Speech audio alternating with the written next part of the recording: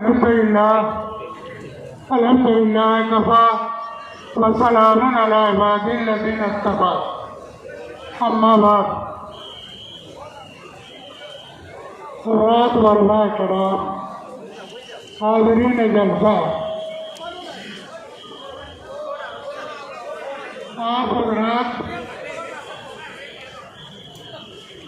इतनी कसीर तादाद के अंदर यहाँ पर नजर आ रहे हैं जैसे मैदान अरफात का एक टुकड़ा यहाँ पर आ गया हो। यहाँ पर मदरसे के लड़कों की दस्तारबंदी होगी और बुखारी शरीफ के सिलसिले में बातें कही जाएंगी। मैं सोचता रहा कि मैं क्या कहूँ, इतने बड़े जलसे में बुखारी शरीफ की कोई बात तो नहीं कही जा सकती है।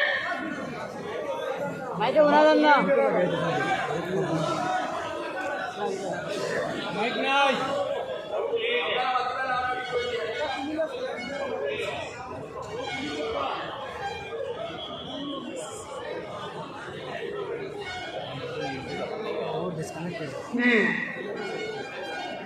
दूसरी बात यह कि ज़्यादातर आप हज़रात ऐसे हैं जो उर्दू कम जानते हैं। जो उलमाए किराम है वो तो खैर उर्दू से वाकिफ़ हैं, लेकिन अक्सरियत तो गैर उलमा की है। लेकिन इसके बावजूद मेरे ज़हन में अल्लाह ताला ने एक बात डाली, इस मुनासबत से मैं चंद मिनट के लिए दो बातें मैं अर्ज करूँगा।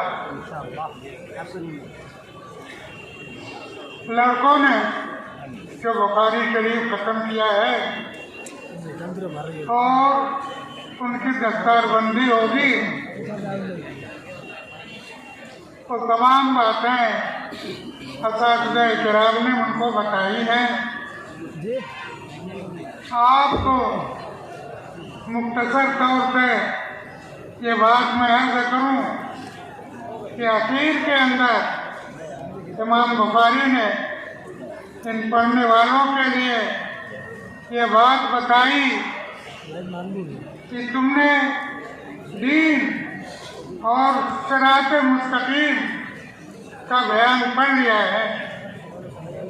इस सिरात मुस्तकीम से भटकने का तरीका क्या होगा, किस तरह लोग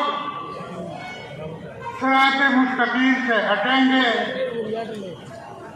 गुमराह होंगे, कितने गुमराह हो करके मज़हब इस्लाम से भी निकल जाएंगे, उन वजूहात को बयान किया है। और उसको हज़रात असातिज़ा किराम जो पढ़ाने वाले होंगे उन्होंने बताया होगा, ताकि लड़के उसको महफूज रखें, याद रखें और उसकी रोशनी में अपने आप को हिदायत के ऊपर बाकी रखें।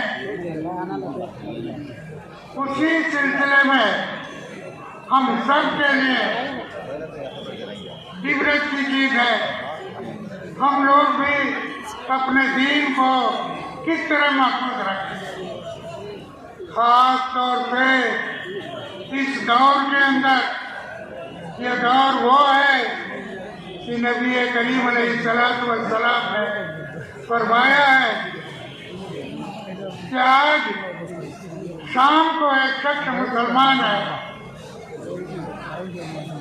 और सुबह को देखो तो वो काफिर है, सुबह को देखो तो वो काफिर है और शाम को देखो, आपके सुबह को देखो तो वो मुसलमान है और शाम को देखो वो काफिर है। ये तरह आपके ईमान से लोग आपके निकलते चले जाएं। जैसे आप लोग देखते हो ये सियासी पार्टियां आपके आज देखा इस पार्टी में दाखिल और सुबह को दूसरी पार्टी में दाखिल। इन पार्टियों का एक पार्टी को छोड़ करके दूसरे पार्टी में दाखिल होना इस बुनियाद पर नहीं है कि वो आपके उसका नजरिया ठीक है, उसका नजरिया गलत है, बल्कि अपना फायदा किसमें है। आज देखते हैं इस पार्टी के अंदर अपना फायदा है, उस पार्टी को छोड़ करके इसमें दाखिल हो जाते हैं। अभी देखते हैं कि इस पार्टी में हमारा नुकसान हो रहा है, हमको आपके कैंडिडेट नहीं बनाया गया, दूसरी पार्टी वो हमको कैंडिडेट बना देती है, हम इसको छोड़ करके उसमें चले जाते हैं। इस तरह से आपके ये उम्मत इस्लाम को छोड़ करके कुफ्र को अख्तियार करेगी, सिर्फ इसलिए दुनिया से। तो हम ऐसे ही दौर से गुजर रहे हैं। क्या है वो इसलिए खौफ इसीलिए हो रहा है कि अगर हम इसको अख्तियार करेंगे तो हमारी ये दुनिया चली जाए। अगर दुनिया से आदमी बेनियाज रहेगा तो उसका कोई असर नहीं होगा। बहरहाल ये वक्त आना है, आ पड़ा है, इसकी हिफाजत इस बात पे होगी कि आदमी अपने ईमान को पुख्ता करे, मजबूत करे, दुनिया की मोहब्बत को अपने दिल से निकाले। ये दुनिया की जो मोहब्बत है, ये माल की जो मोहब्बत है, ये औलाद की जो मोहब्बत है, यही आदमी के गुमराह होने का असर आपके घर। इन्नमा अम्वालुकुम व औलादुकुम, हमारे ये अम्वाल, हमारी ये औलाद हमारे लिए कितने का बने। एक तो मुझको इसकी तरफ तवज्जो दिलाना है और उलमाए किराम को इसी नज़र से लोगों को काम करना है ताकि हम इस्लाम और दीन के ऊपर कायम रहें, पुख्ता। और दूसरी चीज जो हमको दीन इस्लाम से बरगश्त करने वाली है, उसके बहुत तरीके हैं। मसलन यूरोप ने खानदान का निज़ाम बिल्कुल खत्म कर दिया और आपके उसी की तरफ सारी दुनिया चल रही है।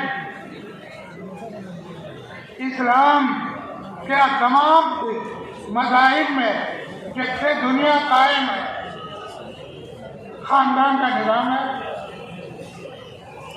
खानदान का निज़ाम आपके चलता है माँ बाप से, इसी माँ बाप के वास्ते ही से हमारा ननिहाल है, हमारा ददियाल है, उन्हीं के वास्ते से हमारा कोई पड़ोसी है।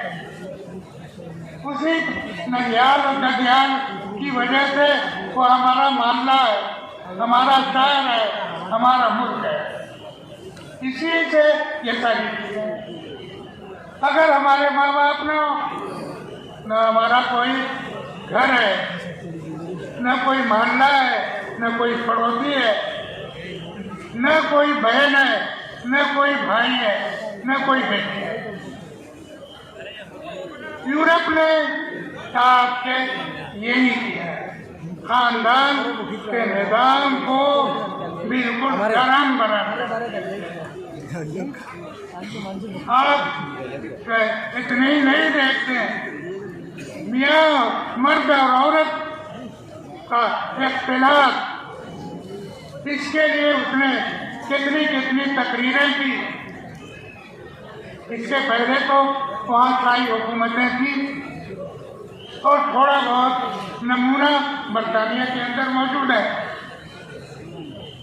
आज भी कुछ सल्तनत से बादशाहत का रुकन रहने के लिए ज़रूरी है कि ज़ाहिरी तौर पे उसके अंदर इस्पत और इस्मत, अगर मालूम हो जाता है कि वो आपके जानी है, खुल्लम खुल्ला ज़िना करने वाला है, तो वो आपके शाही खानदान से निकाल दिया जाए और निकल जाए।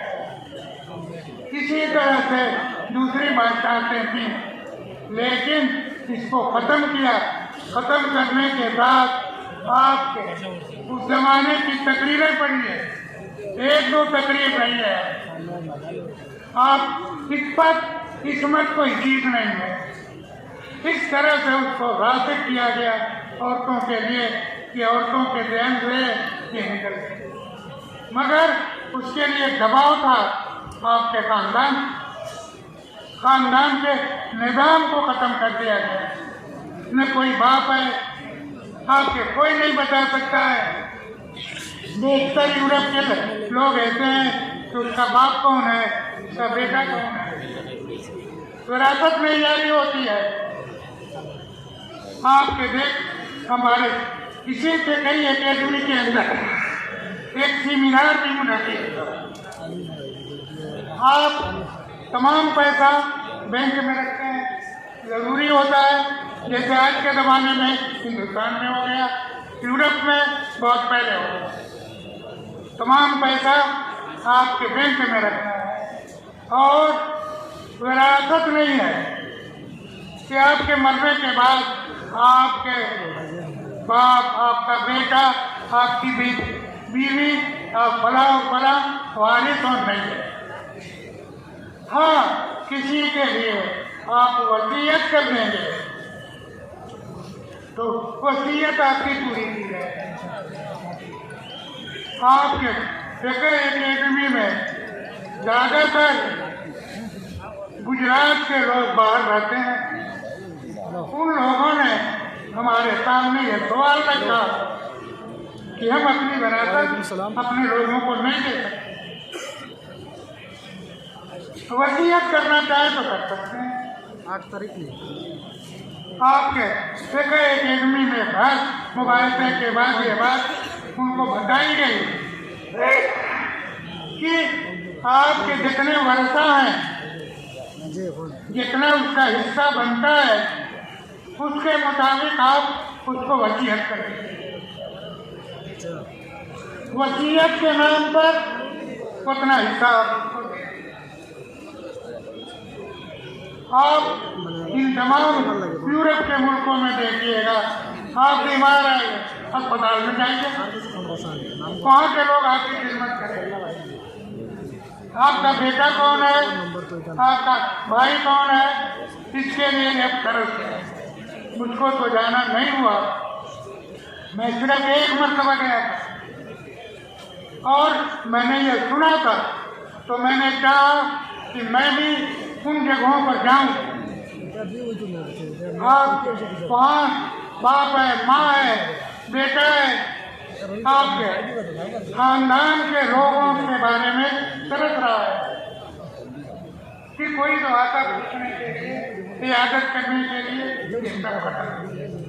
अगर ताल्लुक आपका है, अपनी तनख्वाह बताइए, अपनी आमदनी बताइए, आपके जो खर्च होगा वो आपसे बदलिए बैंक वसूल करेंगे। तो ये ताल्लुक को ख़त्म कर दिया। जब ताल्लुक ख़त्म हो गया तो न इस्मत है, न इस्मत है, न गैरत है। अब चाहते यह है कि सारी दुनिया किसी को अख्तियार है। जब आप इसको अख्तियार करेंगे, इस्लाम में क्या चीज़ बाकी रह जाए, तो हमको इसकी तरफ तवज्जो देनी चाहिए। देखिए, आप जो है इमारत के साथ में और क्या काम आप कर सकते हैं। जो निकाह का ताल्लुक है उसके अंदर खलल पैदा होता है। कुरान कहता है अगर इस तरह की बात हो, मियाँ बीवी के अंदर शिकाक हो, अख्तिलाफ हो, झगड़ा हो, वबसु हकमन मिना गई वो मर्द के खानदान का एक आदमी, औरत के खानदान का एक आदमी, ये दोनों आकर के मसले को समझें, उसको सुलझाएं। अगर सुलझाने की कोशिश करें तो अल्लाह ताला कहता है आपको वो मसला सुलझ जाएगा। लेकिन आप ये कब करेगा? जब उसका दबाव होगा तभी तो होगा। तो आपके लोग जो ये करेंगे यही तो कर रहे हैं। वो कोई आपके समझाने बुझाने से होता है। आपके इस तरह के काम पर एतराज आपके इस तरह का हुआ, सिंगल कोर्ट की तहरीर है, ये हुक्म नहीं है। ये तो समझाना बुझाना है। आप पंचायत करते हैं, पंचायत के जरिए से मामले को करते हैं। इसी तरह से ये आपके हुकूमत के हुक्म के खिलाफ नहीं है। बहरहाल मेरे कहने का मतलब यह है कि हमको इस तरह सोचना चाहिए और अपने दीन के ऊपर मुस्तक़िम रहना चाहिए। और अगर हमने आपके माल की मोहब्बत को अपने दिल में जगह नहीं दी तो इंशाअल्लाह हम दीन के ऊपर कायम और दायम रहेंगे। कोई इसके अंदर हमको ज़रा भी पीछे नहीं कर सकता है।